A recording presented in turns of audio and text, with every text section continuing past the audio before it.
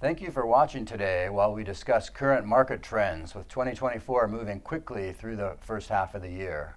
Equity investors faced volatility in April, and the widely followed S&P 500 index endured its largest pullback in nearly 6 months since October of 2023. After closing at an all-time high on the last trading day of March, the S&P 500 had posted a first quarter gain of 10.2%, an impressive start to the year. Then, through the late April, the index dropped 5.5%, erasing about half of the Q1 gains over a 3-week period.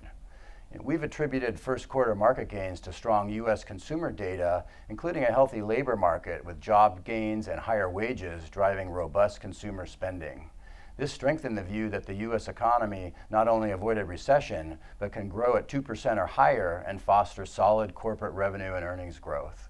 By the end of March, the S&P 500 valuation on a price to estimated earnings, or PE basis, had moved to increasingly elevated levels, which in our view reflected investors pricing in a very rosy economic outlook.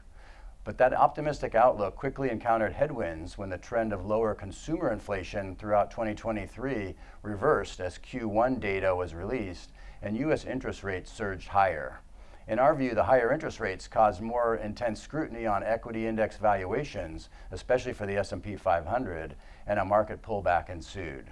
We view this as valuation fatigue. While market conditions remain relatively constructive, supported by positive economic growth and higher year-over-year earnings, investors may be less willing to pay a premium for those earnings if interest rates remain higher and growth expectations slow.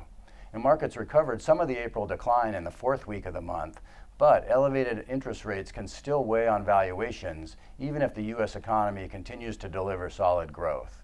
We repeat our message to remain diversified across industry sectors and to manage portfolios in line with long-term objectives. For specific recommendations and strategies, please contact your D.A. Davidson financial professional.